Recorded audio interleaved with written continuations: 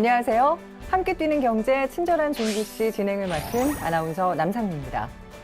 여러분은 2019년 새해 어떠한 계획을 세우셨나요? 평소 꾸준히 해오던 것들, 또 새롭게 시작하는 것들 차근차근 준비 잘 하셔서 올 한 해 모두 다 이루시길 소망합니다. 저희 소상공인 방송에서도 2019년 새해를 맞아서 새로운 프로그램을 준비했는데요. 함께 뛰는 경제 친절한 준기 씨. 제목부터 참 친근하죠? 자, 앞으로 중소벤처기업부의 크고 작은 소식들, 또 주요 핵심 정책 내용에 대해서 친절하고 알기 쉽게 설명해 드리도록 하겠습니다. 자, 오늘은 그 첫 번째 시간으로 2019년 중소기업 지원 예산에 대해 알아볼 텐데요. 자, 함께 해주실 분 소개하겠습니다.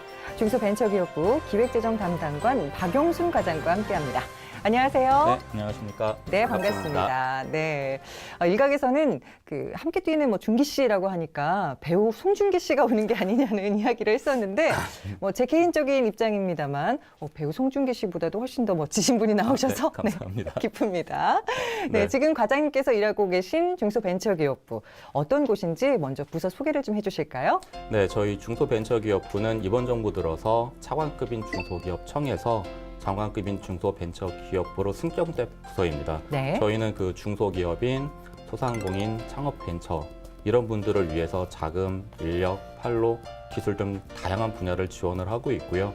이런 지원을 통해서 그분들의 경쟁력을 높이고 우리 경제의 일자리도 창출하고 소득도 높여드리기 위해서 노력하고 있는 부서입니다. 네, 중소벤처기업과 소상공인을 어떻게 보면 든든하게 지원해주는 지원군, 또 네. 수호천사라고 생각해도 될 것 같아요. 저희는 그렇게 불리면 영광입니다. 네. 자, 근데 이렇게 중요한 일을 하려면 사실 뭐니 해도 예산이 가장 중요할 것 같은데요. 지금 과장님께서 일하시고 계신 곳이 바로 그 예산을 총괄하는 곳이고요. 네, 맞습니다. 예. 자, 1년 그 살림살이를 위해서는 예산 확보가 그만큼 치열하다고 들었는데 네. 좋은 소식이 있다면서요? 네, 그 작년 12월에 국회에서 올해 중소벤처기업부의 예산이 최종 확정되었습니다. 네. 그 규모가 역대 최대 규모인 10조 3천억이고 작년에 비해서는 1조 4천억이 늘은 예산입니다. 네, 역대 최고 증가율, 네, 최대 규모. 맞습니다. 대단한 것 같은데 이 네. 수치가 크다는 건 그만큼 큰 의미가 있다는 것이겠죠? 네, 그렇습니다. 그 한마디로 말씀드리면 이번 정부의 중소기업, 소상공인에 대한 지원 의지를 아주 강력하게 표명한 것이라고 할 수 있겠고요. 그 우리 경제의 중심을 중소기업, 소상공인에 두겠다. 이렇게 저희가 해석할 수 있겠습니다. 그렇죠. 저희가 그 말씀을 드렸는데 조금 더 쉽게 이해를 해드리기 위해서 그래프를 좀 준비를 해봤습니다. 자, 보시는 것처럼 작년 대비 중기부 예산이 15.9%가 증가를 했습니다. 정부 재정 증가율이 9.5%니까 거의 6%포인트 이상 올랐다고 보시면 될 것 같고요. 이 수치 정말 큰 폭인 것 같은데 어떻습니까? 그동안에 저희 중소기업청을 다 포함해서도 가장 크게 증가를 한 거고요. 네. 이렇게 증가한 거에 대해서는 정부와 국회에서 중소기업과 소상공인에 대한 중요성을 같이 인식을 하고 있는 거고 특히 일자리 분야와 혁신 성장 동력 분야를 발굴해내기 위해서 창업벤처 분야와 좀 요즘에 어려워하시는 소상공인 자영업자들을 위한 예산도 굉장히 많이 늘었습니다. 자, 중기부의 2019년의 첫 시작, 아주 출발이 좋은데요. 자, 그렇다면 그 핵심 사업들을 면밀히 알아보는 시간을 좀 가져보겠습니다. 베스트 4. 자, 바로 그 첫 번째는 스마트 공장입니다. 저 역시도 좀 관심이 가는 분야인데요. 스마트 공장, 어떤 사업인가요? 요즘에 4차 산업혁명 시대에 대비해야 된다 이런 말씀들을 많이 하시잖아요. 맞아요. 제조업 분야에 있어서는 그 4차 산업혁명 시대에 대비하기 위해서는 스마트 공장이 핵심입니다. 스마트 공장이라는 것은 고객이 어떤 제품 요구가 있을 때 그 요구에 맞춰서 제품을 생산, 유통하는 사람 중심의 첨단 지능형 공장이라고 말할 수 있겠고요. 예. 예를 들어 갖고 저희가 자동차 부품의 어떤 불량을 검사를 한다고 생각을 해보면은 만약에 육안으로 검사를 하고 손으로 불량률을 기록을 한다. 이러면은 사람도 피곤하고 불량률에 대한 분석도 떨어질 수도 있겠네요. 잘 안 될 겁니다.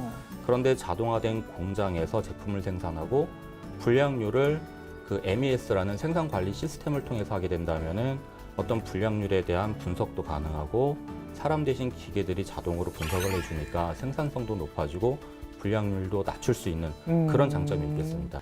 뒷받침해줄 예산도 중요할 것 같은데요.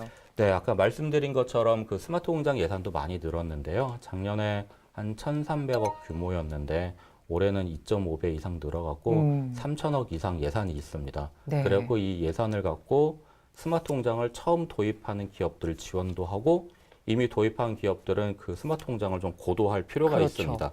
그다음에 새로운 시스템을 구축하다 보니까 스마트 공장 운영 인력도 필요하거든요. 그렇죠. 이런 인력 교육 예산도 들어있고 그다음에 처음 도입하시는 기업들은 이게 뭔지 잘 모르실 거예요. 그래갖고 저희가 시범 공장을 좀 구축하려고 하는데 이렇게 돌아보실 수 있는, 둘러보실 수 있는 시범 공장 구축 예산도 포함이 되어 있습니다. 네. 네. 두 번째 핵심 사업입니다. 바로 청년 재직자 내일 채용 공제 사업인데요. 설명해 주실까요? 그 중소기업을 경영하시는 대표님들을 만나보면은 공통적으로 애로를 말씀하시는 게 인력 분야입니다. 그 근로자를 뽑기도 힘들고 뽑아도 한 자리에 계속 잡아두기가 힘들다. 예. 그리고 청년 재직자 내일 채용 공제는요, 그 인력 유치도 좀 쉽게 하고, 그 다음에 장기 근속을 좀 유도하게끔 근로자에게 목돈을 마련해 드리는 프로그램이고, 네. 올해 한 4만 명 정도 지원을 할 계획을 갖고 있습니다. 구체적으로 네. 어떻게 지원이 되는 건가요? 중소기업에서 1년 이상 근로한 청년 재직자, 네. 34세 이하 청년 재직자가 일단 대상이 되겠고요. 이분들이 매월 12만 원씩 5년을 돈을 납부를 합니다. 일종의 적금을 드는 거죠. 그렇죠. 그러면은 5년 뒤면 이게 720만 원이 되는데 여기에 정부와 사업주가 돈을 더 보태줍니다. 그래서 720만 원을 납부를 했지만은 5년 뒤에 돌려받는 돈은 3천만 원을 돌려받을 수 있는 그런 사업입니다. 네, 네. 720만 원인데 돌려받을 땐 3천만 원이면 거의 뭐 요술 항아리 정도이고 예. 이래서 인기가 많구나 싶네요. 네. 알겠습니다. 자, 2019 중기부 핵심 사업 베스트 4. 이번엔 세 번째 핵심 사업을 들여다볼 텐데요. 소상공인 지원 사업입니다. 요즘 뭐 내수 경기 침체로 인해서 많은 분들이 좀 어려워하시죠? 네, 내수 경기가 어려우면 가장 먼저 타격을 받는 분들이 아무래도 소상공인 자영업자분들이시고요. 네. 요즘에 그 유통이나 소비 행태를 보면은 대형 마트도 많이 생겼고, 그 다음에 소비자들도 온라인 구매를 많이 하십니다. 맞아요. 그러니까 아무래도 소상공인 자영업자들이 좀 어려워지게 돼 있고요. 그래서 저희가 소상공인 자영업자들을 위해서 예산을 작년에 비해서 46% 정도 늘려갖고 올해 한 7,600억 정도 지원을 할 계획인데요. 네. 이런 지원에는 일단 창업을 하실 분들을 위해서 교육을 받고 창업을 할 수 있는 그런 지원 예산이 있고, 그 다음에 어렵다 보니까 폐업하는 분들도 굉장히 많이 계세요. 근데 폐업하시는 분들을 저희가 그냥 놔두면 안 되거든요. 그렇죠. 예, 그리고 폐업을 할 때 폐업 정리 비용을 지원을 한다든가 아니면 폐업하신 분들이 실제로 재창업 또는 재취업을 할 때 네. 이런 재기 지원 비용도 들어 있습니다. 그 다음에 전통시장에서 유통되는 온누리 상품권 들어보셨죠? 그렇죠. 예, 온누리 상품권을 올해 2조 원 정도 발행할 계획인데 이 발행 비용도 들어가 있고 지금 겨울이라 그런지 시장에 화재 얘기도 많이 들리는데 맞아요. 예, 화재 안전시설 구축 예산도 들어 있습니다. 그다음에 근래에 많이 나오는 단어 중에 하나가 소상공인 제로페이입니다. 제로페이. 예, 제로페이에 대한 예산도 들어 있고 이와는 별도로 일시적인 자금 어려움을 겪는 소상공인 분들이 많이 계세요. 네. 이분들을 위한 그 융자금 빌려드리는 돈 2조 원도 별도로 저희가 확보해 놓고 있습니다. 자, 이번에는 2019 중기부 핵심 사업 베스트 4 마지막 핵심 사업입니다. 창업 벤처 분야인데요. 이 예산 증액의 폭이 굉장히 아까 컸다고 말씀을 해주셨는데 어떻습니까? 네, 창업 벤처 분야가 작년에 비해서 한 36% 정도 늘어갔고 올해 네. 한 8,800억 정도 지원을 할 계획인데요. 이 8,800억 안에는 그 창업 단계별로, 그러니까 창업을 처음 준비하시는 분들, 그다음에 창업을 해서 초기에 있는 분들, 창업하고 3년 좀 지나고 성장이 필요하신 분들, 이런 분들을 위한 다양한 그 지원 사업 예산이 포함이 되어 있습니다. 네. 이럴 때면은 제가 만약에 처음 창업을 준비를 한다. 그러면은 시제품 제작도 좀 필요하고, 그렇죠. 예, 기술 개발도 좀 필요하고, 이런 분들을 위한 예비 창업 패키지 사업이 있습니다. 네. 이 최대 한돈 한 1억 원까지 지원을 하는 거고요. 이 1억 원 한도 내에서 아주 마음껏 사용하실 수가 있습니다. 혹시 바우처 형태인가요? 네, 맞습니다. 네네. 예, 그 다음에 성장 단계에 있는 창업가들, 이분들은 아무래도 사업화, 마케팅 이런 비용들이 필요하거든요. 이런 지원을 할 수 있는 사업들도 많이 있으니까 창업하신 분들은 중기부 창업 지원 사업을 좀 꼼꼼히 살펴보시면 좋겠습니다. 네, 네. 이런 예산 덕분에 아무래도 소규모 스타트업들도 빨리 성장을 할 수 있겠어요. 네, 저희가 그 창업 벤처 쪽에 이렇게 공을 들이는 이유는 네네, 지금 저희 정부에서 정말로 많은 공을 들이고 있는데요. 맞아요. 창업을 통해서 그다음에 벤처기업의 성장을 통해서 많은 일자리가 생겨납니다.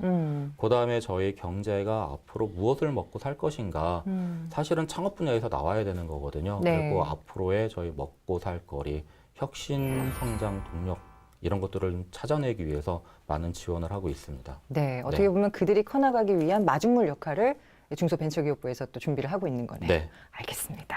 자, 이 밖에도 정말 많은 예산들이 편성이 됐을 텐데요. 꼭 이것만큼은 짚어드려야겠다 하는 예산이 있다면요? 저희 중기부에서 올해 처음 하는 사업들 중에 두 가지를 좀 말씀드리고 싶은데요. 네. 하나는 스타트업 파크, 또 하나는 소공인 복합지원센터입니다. 네. 먼저 그 스타트업 파크는 저희가 어떤 열린 공간을 조성하는 건데요. 그 공간 안에 창업자, 또 창업자들에게 투자하는 투자자, 그다음에 연구개발을 할 수 있는 대학이나 연구소의 고급 기술 인력들, 이분들을 좀 한 곳에 모으는 겁니다. 그래서 이분들이 서로 소통하고 네트워킹을 하면서 스스로 성장할 수 있는 그 인프라를 만들어주는 거고요. 예.